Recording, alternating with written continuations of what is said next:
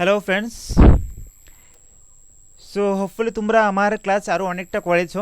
তো আজকেও সেমভাবে আরেকটি নতুন টপিকের উপর তোমাদের জন্য ক্লাস নিয়ে আসলাম। তোমরা চাইবে যে এই ক্লাসটি লাস্ট অবধি দেখতে। আমরা অলরেডি যে ত্রিপুরা হিস্ট্রি থেকে কিন্তু অনেকগুলো টপিক করে নিয়েছি। হোপফুলি তোমরা দেখেছো সেসব টপিকগুলো। আমাদের সিলেবাস থেকে বেস করে যে আমরা এখন করাচ্ছি যে রেসিস্ট্যান্স মুভমেন্টগুলো, যেগুলো 19th সেঞ্চুরির মধ্যে হয়েছিল, Tripura movement, Kuki movement, Jamatia movement, তার পাশাপাশি ডেভেলপ 1857 এবং রিলেশন উইথ ত্রিপুরা, এবং যে Tripura socio economic political condition কী ছিল তখন সময়, সেগুলো আমরা করেছিলাম। সো তোমরা চাইবে যে সবগুলো টপিক ভালো করে দেখতে, লাস্ট অবধি থাকতে। আমাদের যদি ত্রিপুরা হিস্ট্রি পড়তে অবভিয়াসলি যেসব টপিকগুলো আমরা পড়ে আসছি তার মধ্যে এই টপিকটি খুবই ইম্পর্টেন্ট। এই টপিকটি আমাদেরকে খুব ভালোভাবে পড়তে হবে, জানতে হবে। সো হোপফুলি তোমরা যদি কেউ স্কুলে পড়ে এসে থাকো তো অবভিয়াসলি তাহলে বুঝতে একটু সুবিধা হবে। আদারওয়াইজ যে কেউ যদি নতুন এসে থাকো, যে ক্লাস প্রথমবারের মতো করছো যে সেসব মুভমেন্টের উপর, তাহলে তো অবভিয়াসলি অনেক কিছু শিখতে পারবে। তো তোমাদেরকে ক্লাস শুরু করার প্রথমে অবশ্যই জানিয়ে রাখছি যে ক্লাস শুধু যে রুলং দেওয়ার জন্য ক্লাসে আসছো সেভাবে সেরকমটা যাতে না হয়। ক্লাসে আসছো দ্যাট মিনস কিছু শেখার জন্য আসছো, সেভাবে আসবে। রুলং তো তোমাদের রুলং এবং পার্সেন্টেজ সেটা কিন্তু এই সেমিস্টারে থেকে যাবে, বাট যেটা শিখবে এবং যেটা শিখবে সেটা কিন্তু সারাটা জীবন তোমাদের সাথেই থাকবে। ঠিক আছে না? যেহেতু ইউ আর অল হিস্ট্রিয়ানস, যে তোমরা সবাই যে হিস্ট্রি নিয়ে পড়ছো, অবভিয়াসলি সেসব হিস্ট্রি তো জানা থাকা দরকার। আর তাছাড়া আমরা ত্রিপুরায় আছি এবং ত্রিপুরা হিস্ট্রি যদি না জানি তাহলে কীভাবে চলে। সো ফ্রেন্ড, আমাদের আজকের টপিক সে কুকি রিভোল্টের উপর, খুবই মোস্ট ইম্পর্টেন্ট রিভোল্ট, এবং যেটি হয়েছিল সে 1860 থেকে 1861 দিকে সেই রিভোল্টটি হয়েছিল। তো এখন প্রশ্ন হলো যে সেই রিভোল্টটি শুরু হওয়ার কারণ কী ছিল এবং সেই রিভোল্টটি কীভাবে শুরু হয়, সেই রিভোল্টটি কীভাবে তার ইনিশিয়াল রূপটি পেয়েছিল, যে শুরু করার পেছনে কারাই বা ইন্ধন জুগিয়েছিল যে সেই রিভোল্টটি, যে কুকি তারার সাথে অন্যায় কী হয়েছিল যে তারা রিভোল্ট করতে বাধ্য হয়েছিল। তো ফ্রেন্ড, আমরা পড়েছি যে সেই রিভোল্টটি 1860 থেকে 61 তখন সময়কালে সেই রিভোল্টটি হয়। তখন সময়কালে শুধু যে কুকি তারা রিভোল্ট করেছিল তেমনটা নয়, তখন সময় তিপ্রা, জামাতিয়া তারাও রিভোল্ট করেছিল। তো আমরা তো অলরেডি তিপ্রা রিভোল্ট সেটি পড়ে নিয়েছি, তোমরা সেটা দেখেছো, বাট আজকে করতে যাচ্ছি কুকি রিভোল্ট। ঠিক আছে? তো আমরা তার আগেও পড়েছিলাম যখন আমরা যে 1857 রিভোল্ট এবং ত্রিপুরা সেটা পড়াশোনা পড়েছিলাম, তখন দেখেছিলাম যে তখন রাজা ছিল ঈশানচন্দ্র মাণিক্য। সো এখন আসো যে ঈশানচন্দ্র মাণিক্যকে নিয়ে আবার আমরা শুরু করছি, ঈশানচন্দ্র মাণিক্য। তো ঈশানচন্দ্র মাণিক্য যে ফ্রেন্ড তখন সময় রাজা ছিলেন, তখন সময় ঈশানচন্দ্র মাণিক্য কে রাজা ছিলেন, সেই রিভোল্টের সময় কিন্তু যে ঈশানচন্দ্র মাণিক্যই কিন্তু রাজা ছিলেন। ঠিক আছে? তো ঈশানচন্দ্র মাণিক্যই তখন সময় রাজা ছিলেন, বাট ঈশানচন্দ্র মাণিক্যের রাজত্বের তখন সময় শেষ পর্যায়ে ছিল, যে শেষ পর্যায়ে শেষ কয়েক বছর কিন্তু ত্রিপুরা রাজ্যে যে ভয়াবহ তখন বিশৃঙ্খলা চলছিল ওনার সময়কালে, ওনার শেষ সময়কালে। কারণ তখন সময় উনি দেশকে আর সেভাবে বা রাজ্যকে সেভাবে শাসন করতে পারছিল না। তাছাড়া তখন সময় ত্রিপুরা রাজ্যের যে আর্থিক অবস্থা, যদি আর্থিক অবস্থার কথা বলি, যে আর্থিক অবস্থা কিন্তু অনেকটা শোচনীয় হয়ে পড়েছিল, আর্থিক অবস্থা অনেকটাই খারাপ পর্যায়ে চলে গিয়েছিল। তখন সময় সেই আর্থিক অবস্থা খারাপ হওয়ার কারণে কিন্তু রাজার পক্ষে যে সৈন্য রাখাটা, রাজার পক্ষে যে সৈন্য রাখবে সেটা কিন্তু সম্ভব হচ্ছে না। কারণ কিভাবে সে সৈন্য চালাবে? সৈন্য চালানোর জন্য অবস্থিত আর্থিক অবস্থা তো ভালো থাকা দরকার না? তাহলে যেহেতু রাজার অবস্থাই ভালো, রাজার আর্থিক অবস্থায় ভালো চলছে না, সেই ক্ষেত্রে উনি কিভাবে সৈন্য রাখবে? উনি কিভাবে সৈন্য রাখতে পারে সেটা কিন্তু মেন হলো সবচেয়ে বড় প্রবলেম। তো যখন দেখবে যে রাজ্যের মধ্যে কোনো সিকিউরিটি থাকবে না, তখন তো অবভিয়াসলি আলটিমেটলি সেই সব বিদ্রোহগুলো দেখে দেবে না। এখন যে সাপোজ ত্রিপুরার মধ্যে যদি প্রশাসন ব্যবস্থা পুরোপুরি ভেঙে যায়, তাহলে অনেক দেখবে যে অনেক গোষ্ঠী থাকবে, তারা মাথাচাড়া দিয়ে উঠবে এবং মানুষের উপর বিভিন্ন অত্যাচার আনতে শুরু করবে। তো সেমভাবে তখন সময় সেটাও হয়েছিল, যেহেতু রাজার আর্থিক অবস্থা ছিল না ভালো, রাজা সৈন্য রাখতে পারছিল না ভালো, সেই ক্ষেত্রে যে কিছু সংখ্যক বা কিছুরা সেইভাবে কিন্তু সে বিদ্রোহ ইন্ধন জুগিয়েছিল বা ইন্ধন স্টার্ট করতে শুরু করেছিল।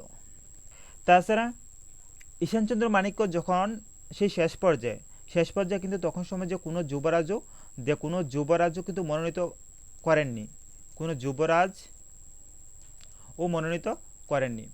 এবং তার জন্য যে যুবরাজ মনোনীত না করার জন্য কিন্তু বলতে পারো যে তখন সময় যে সিংহাসন নিয়ে যে উত্তরাধিকার নিয়ে একটা ষড়যন্ত্র চলছিল, যে কে সিংহাসনে বসবেন, ঈশানচন্দ্র মানিক্যের যে মারা যাওয়ার পর কে সিংহাসনে বসবেন সেটা নিয়েও কিন্তু যে একটা অন্তর্দ্বন্দ্ব বা বিরোধিতা তাদের মধ্যে ষড়যন্ত্র চলছিল। এবং সেই সময় কিন্তু যে ঈশানচন্দ্র মানিক্য, যখন আমরা পড়েছিলাম যে লাস্টে কয়েক বছর কিন্তু ঈশানচন্দ্র মানিক্যের হয়ে শাসনকার্য পরিচালনা করেছিল, তখন সময় ঈশানচন্দ্র মানিক্যের গুরু ছিল, ঈশানচন্দ্র মানিক্যের গুরু ছিল তখন সময় যে শাসনকার্য পরিচালনা করতো। তোমরা চাইবে যে ক্লাসে লাস্ট অবধি দেখতে, কিন্তু মনোযোগ সহকারেই দেখবে। কিন্তু তোমরা যদি কথাগুলো শুনো কিন্তু, তাহলে আশা করি যখন কুকি বিদ্রোহ যদি আসে তাহলে ইজিলি তোমরা সেসব কথাগুলো শুনে লিখতে পারবে। তখন সময় ঈশানচন্দ্র মানিক্যের গুরু ছিল যে বিপিন বিহারী গোস্বামী। যে বিপিন বিহারী গোস্বামী কে ছিল, তোমরা চাইলে সেগুলো লিখতেও পারো খাতাত। যে বিপিন বিহারী গোস্বামী ছিল তখন সময় কে, যে বিপিন বিহারী গোস্বামী ছিল তখন সময় ঈশানচন্দ্র মানিক্যের গুরু। সো উনি কি করতো, যে বিপিন বিহারী গোস্বামী উনি কি করতো, সো সে বিপিন বিহারী গোস্বামী কিন্তু যে উনি তখন কি করছিল, যে রাজস্ব বিভাগ তখন সময় যে ঈশানচন্দ্র মানিক্যের আন্ডারে যে ঈশানচন্দ্র মানিক্যের সময়কালে উনি সেই রাজস্ব বিভাগকে দেখাশোনা করত। তো রাজস্ব বিভাগকে উনি প্রচণ্ড খুবই সুন্দরভাবে সুকৌশলে দেখাশোনা করত এবং পরিচালনা করত। এবং এইভাবে কিন্তু তখন সময় যে ঈশানচন্দ্র মানিক্যের গুরু সেই বিপিন বিহারী গোস্বামীর যে আর্থিক যে সংকট চলছিল, আমরা পড়েছিলাম যে ইকোনমিক্যালি ক্রাইসিস যে চলছিল, সেগুলোর সংকট থেকে কিন্তু অনেকটাই মুক্তি দিয়েছিল, অনেকটাই রাজ্যকে বাইরে নিয়ে এসেছিল সেই আর্থিক সংকট থেকে। এর ফলে কি হয়েছিল, এর ফলে রাজার উপর কিন্তু তার প্রভাব আরও বেড়ে যায়। কারণ অবশ্যই দেখতে পারবে, যেহেতু সে তার রাজ্যকে রাজা থাকাকালীন সময়ে সেইভাবে চালাচ্ছে, রান করাচ্ছে, অবশ্যই রাজা তার উপর ডিপেন্ড হয়ে গেছে না। তো সেই ক্ষেত্রে কি হয়, যে রাজার উপর তার আরও অনেকটা প্রভাব বৃদ্ধি পায় এবং তার শাসন ব্যাপারে তার প্রতি রাজা কিন্তু একেবারে পরবর্তীকালে নির্ভরশীল হয়ে পড়ে। কারণ নির্ভরশীল হবেই তো হবে না, যেহেতু সেই শাসন করছে, রাজা তো জাস্ট নামমাত্র হয়ে বসে রয়েছে, বাট শাসন করছে তার গুরু যে বিপিন বিহারী গোস্বামী। তো সেক্ষেত্রে রাজাও তার উপর পরবর্তীকালে অনেকটা নির্ভরশীল হয়ে যায় এবং সেই নির্ভরশীলতাকে কিন্তু যে রাজপরিবার অন্যান্য লোকেরা কিন্তু কখনো ভালো চোখে দেখেনি, যে সেইভাবে বিপিন বিহারী গোস্বামীর যে শক্তি বৃদ্ধি এবং সেটা কিন্তু যে রাজপরিবার অন্যরা কিন্তু সেটা নিজেকে তারা কখনো সেটাকে ভালো চোখে দেখেননি। এবং কি করতো, যে বিপিন বিহারীর সেই সব কঠোর শাসনে কিন্তু রাজপরিবারের মধ্যে অনেকেই যে ক্রুদ্ধ হয়ে যায় এবং কি করে, তারা নিজেদের সম্পত্তি থেকে বঞ্চিত হয়ে যায়। রাজপরিবারের যারা লোকরা ছিল তার নিজেদের যে সম্পত্তি ছিল সেই সম্পত্তি থেকে কিন্তু তারা কি হয়, যে বঞ্চিত হয়, সম্পত্তি থেকে তারা বঞ্চিত হয়ে কি করেছে, সেই সব পরিবারের লোকরা নিজেদের সম্পত্তি থেকে বঞ্চিত হয়ে তখন গভীর অরণ্যে যে কুকিদের সঙ্গে তখন বসবাস করতে শুরু করে। কাদের সঙ্গে, যে এখন থেকে আসে কিন্তু কুকিদের কথা, যে কুকিদের সঙ্গে বসবাস করতে শুরু করে। ঠিক আছে ফ্রেন্ড, হপফুলি দেখতে পাচ্ছ যে কীভাবে রিলেশনটা হয়েছে, কীভাবে কুকিদের কথা আসছে এখানে। তো কুকিদের সঙ্গে তারা বসবাস করতে শুরু করে এবং সেখানে কিন্তু সেখানে সেই কুকিদের সঙ্গে বসবাস করার পাশাপাশি তারা বিদ্রোহের তখন তাদের মধ্যে ইন্ধনও জুগিয়েছিল। ঠিক আছে, ইন্ধনও জুগিয়েছিল। এখন আসলো যে কুকিরা কিভাবে তাদের সেই ইন্ধনের মধ্যে বা তাদের সেই প্ররোচনার মধ্যে রাজার এগেনস্টে যাতে সাহস জুগিয়েছিল। সো এইভাবে কিন্তু কুকিদের কথা আসে এবং কুকিরা সেইভাবে রিভোল করতে প্ররোচনা পেয়েছিল কাদের থেকে, সেই রাজপরিবাসী লোকেদের থেকে কিন্তু, যারা ঈশানচন্দ্র মানিকের এগেনস্টে গিয়েছিল। কিসের জন্য, ঈশানচন্দ্র মানিকের গুরু যে ছিল বিপিন বিহারী গোস্বামী, ওনাকে তার শক্তি বৃদ্ধি করার জন্য। সো কুকিরা বিদ্রোহ করেছিলেন শুধু যে সেই রাজপরিবারের মানুষদের কথাই বিদ্রোহ করেছেন সেটা নয়, কিন্তু তার পেছনে অনেক কিছু কারণ থাকতে পারে। আমরা বলেছি কোনো একটি রিজন কিন্তু কোনো একটি রিভোল যে একদিনে কোনো কিছু রিজনে বা কারোর একজনের কথাই কিন্তু হয় না, তার পেছনে অনেক রকম অত্যাচার চলছিল, হতে পারে অনেক সমস্যা চলছিল তাদের মধ্যে, এবং সেগুলারই বহিঃপ্রকাশ ছিল সেই কুকি রিভোল্ট। ঠিক আছে, তো সেটা কিন্তু একদিনের ধরে চলছিল না, কারণ তোমরা দেখতে পাবে তখন সময় কিন্তু পার্বত্য প্রজাতির উপর যে করের বোঝা কিন্তু অনেকটাই ছিল, করের বোঝা কিন্তু তখন সময় অনেকটা ছিল, যে প্রচুর করের বোঝা বৃদ্ধি পেয়েছিল। তখন সময় যে গড় চুক্তি করে এক প্রকার করণে হতো, যে গড় চুক্তি করে যে এক প্রকার করও তারা আদায় করতো সেই উপজাতিদের কাছ থেকে, সেই পার্বত্য উপজাতিদের কাছ থেকে গড় চুক্তি করে এক প্রকার করও তারা আদায় করত। তাছাড়া তারা আদায় করতো বাঁশ, রাবার, তিল, কার্পাসের উপর বিভিন্ন প্রকার শুল্কও তারা সেসব করও তারা আদায় করত। তার ফলে কিন্তু সবচেয়ে বেশি যে এসব করের ফলে কিন্তু সবচেয়ে বেশি ক্ষতিগ্রস্ত হয়েছিল কারা? রাজপরিবার লোকেরা? নো, রাজপরিবার লোকেরা কীভাবে হবে? তাদের তো অবভিয়াসলি আছে না, সম্পত্তি তো প্রচুর আছে তাদের, তারা কীভাবে ক্ষতিগ্রস্ত হতে পারে? তো ক্ষতিগ্রস্ত হয়েছে সে রিয়াং সে রিয়াং সে রিয়াং কী হচ্ছে, রিয়াং সম্প্রদায়ের প্রজারা যারা ছিল তারা কিন্তু সবচেয়ে বেশি ক্ষতিগ্রস্ত হয়েছিল। এবং তার ফলে কিন্তু তাদের মধ্যে কিন্তু তাদের সেই ইকোনমিক্যালি উন্নতি আর হচ্ছে না, ইকোনমিক্যালি ডেভেলপ তাদের মধ্যে হচ্ছে না, তাদের মধ্যে কোনো আর্থিক সচ্ছলতা ছিল না, তারা সেইভাবেই সাফার করছিল সেই। সো এইসব বিভিন্ন কারণে কিন্তু তাদের মধ্যে যে একটা বিদ্রোহ সেটা সে রাজার প্রতি সেটা বৃদ্ধি পেয়েছিল। এবং সেটা জানো যে তখন সময় আমরা পড়েছিলাম নিঃসন্ত মানিকের শেষ কয়েক বছর ধরে যে আর্থিক অবস্থা অনেকটা খারাপ ছিল এবং সৈন্য রাখার মতো অবস্থা ছিল না। প্রথমত একশো সৈন্য রাখার মতো অবস্থা ছিল না, তারপরে আসে উনার গুরু ঈশ্বরচন্দ্র মানিকের গুরু আসছে এবং উনি এসে যেভাবে মানুষের উপর কর চাপিয়ে দেওয়া হয়েছিল, তাছাড়া গড় চুক্তি করের হার বেশি বৃদ্ধি করা হয়েছিল, এবং তাছাড়া যে উপজাতি প্রজারা যেসব কিছু ইউজ করতো সব কিছুর উপর তারা কর লাগিয়ে দিয়েছে, শুল্ক লাগিয়ে দিয়েছিল। এসব বিভিন্ন কারণে কি প্রজাদের মধ্যে বিভিন্নভাবে যে বিরোধ দেখা দেয় রাজার প্রতি। বাট প্রজারও কিন্তু যে বারে বারে রাজার কাছে আদেশ বা নিবেদন করেছিলেন, যাতে বারবার আবেদন করেছিলেন সে রিয়াংরা বা প্রজারা আবেদন করেছিলেন, বাট কোনো কিন্তু যে প্রতিকার তার বা সুরাহা পায়নি তারা। এবং এইভাবে কি হয়েছিল, এইভাবে যেহেতু রাজার কাছে কোনো প্রতিকার পাচ্ছে না, অথচ রাজা তো কর নিচ্ছে তাদের কাছ থেকে, তো তারা কি করবে, তারা তো কর তো দিতে হবে না। তো সেই ক্ষেত্রে তারা কি মহাজনদের কি বলে, মহাজনদের কিন্তু কাছ থেকে ঋণ গ্রহণ করতে বাধ্য হয়, যে তখন সময় মহাজনদের কাছ থেকে ঋণ গ্রহণ করতে বাধ্য হয়। তো মহাজনের কাছ থেকে ঋণ গ্রহণ করতে বাধ্য হয় এবং ক্রমাগত যখন কয়েক বছর, এবং তাছাড়া তখন সময় ক্রমাগত যখন কয়েক বছর বৃষ্টি হচ্ছিল না, কয়েক বছর যখন দেখা গেছে যে কয়েক বছর বৃষ্টি হচ্ছে না, অথচ পার্বত্য অঞ্চলে ফসল উৎপাদন হতো না, বাট তাছাড়াও রাজাকে কর দিতে বাধ্য হতো। তো সেক্ষেত্রে কী করতো তারা, সেক্ষেত্রে তাদের কাছ থেকে কোথা থেকে আসবে সেসব কিছু, তখন মহাজনের খপ্পরে পরে তারা সব কিছু হারাতো, ঘর বাড়ি জায়গা সম্পত্তি যা কিছু ছিল সব কিছু হারাতো। এইভাবে কিন্তু তাদের মধ্যে বিদ্রোহের যে ভাবনাটা সেটা জেগে উঠে, এবং তারা পরবর্তীকালে যে কুকিদের আক্রমণে, যে কুকি যে সম্প্রদায় ছিল তাদের কিন্তু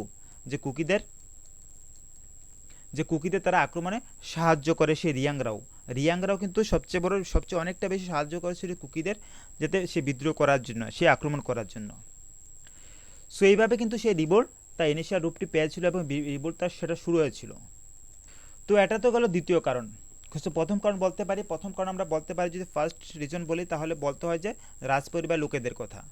রাজপরিবার তারা অতিষ্ঠ হয়েছিল সেই ঈশ্বরচন্দ্র মানিকের গুরুর প্রতি। দ্বিতীয় কারণ হবে রিয়াং সম্প্রদায় অতিষ্ঠ হয়েছিল, রিয়াং সম্প্রদায়ের উপর করের বোঝা প্রচণ্ড চাপানো হয়েছিল। তৃতীয় কারণ যদি বলি, আমরা যদি থার্ড কারণ যদি বলি, তাহলে কি বলতে পারি? তো তোমরা চাইলে সেই সব পয়েন্টগুলো লিখে কিন্তু সুন্দরভাবে লিখতে পারো। এবার থার্ড কারণ বলতে বলতে আমরা বুঝি যে কৃতদাস প্রথা।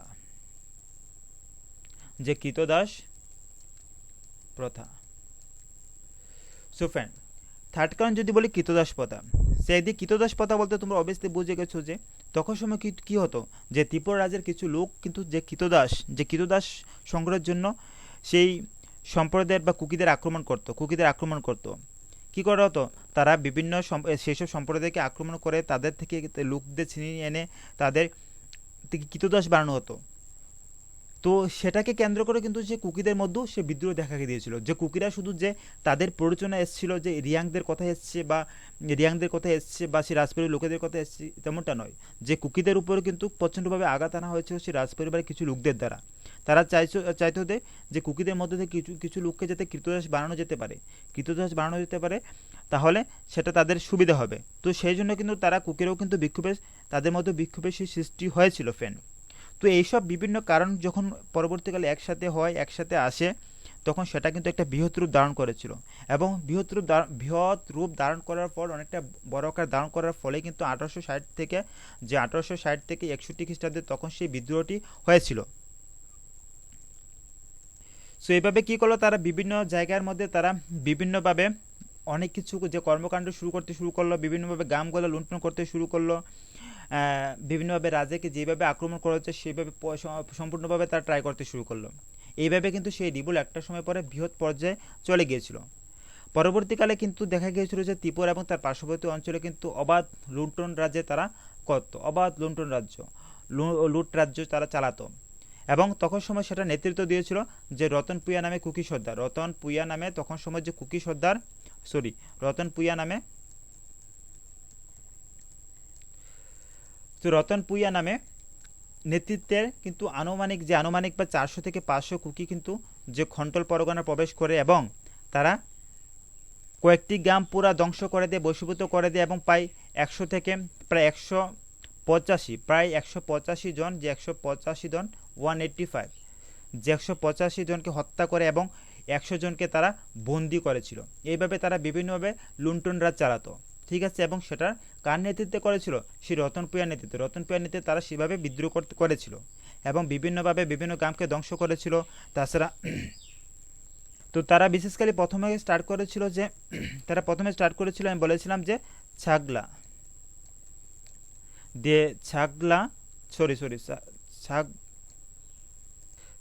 নাইয়া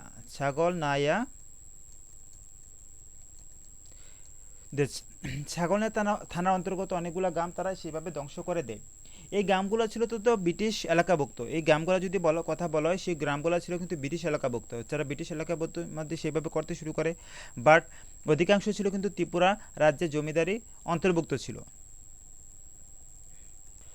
তো ফ্রেন্ড, তখন সময় যে কুকিদের সে বিদ্রোহকে তোমরা দেখেছো যে রাজা কিন্তু ক্ষমতা ছিল না যে কুকিদের সেই রিভোল্টকে আটকাবে। তো সেই ক্ষেত্রে কি করেছিল? সেই ক্ষেত্রে কিন্তু যে গুন্ডা গাজী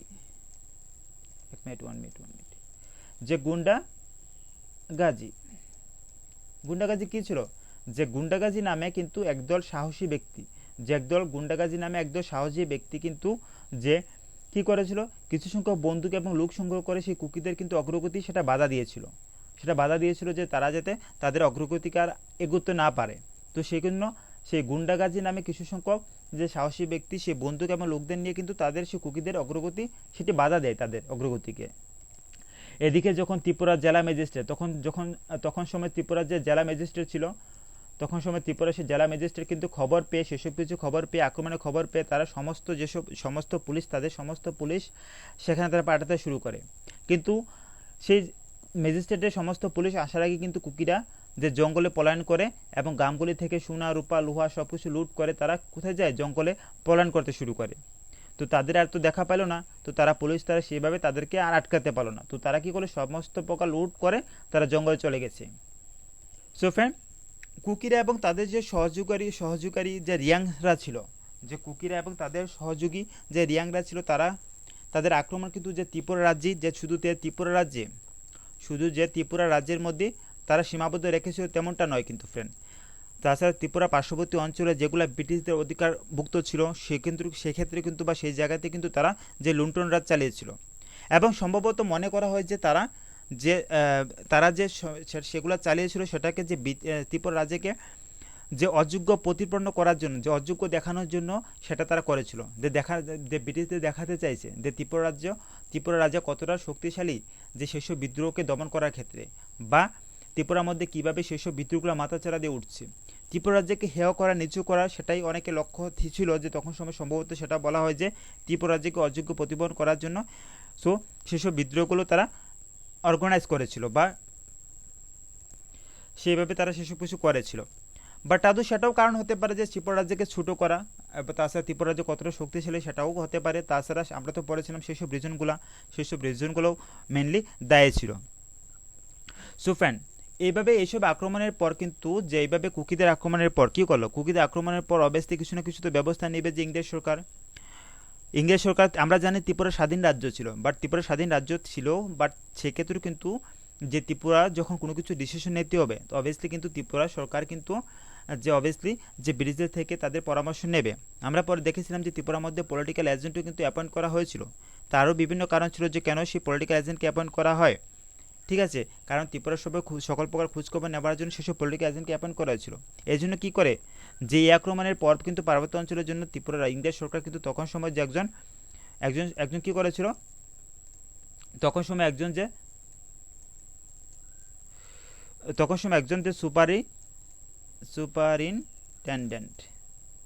সুপারিনটেন্ডেন্ট কি করেছিল, যে নিয়োগ করেছিল।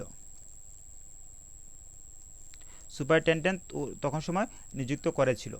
তখন সময় কোথায় নিযুক্ত করেছিল, যে পার্বত্য ত্রিপুরা রাজ্যে তখন সময় যে ইংরেজ সরকারের পক্ষ থেকে নিযুক্ত করা হয়েছিল।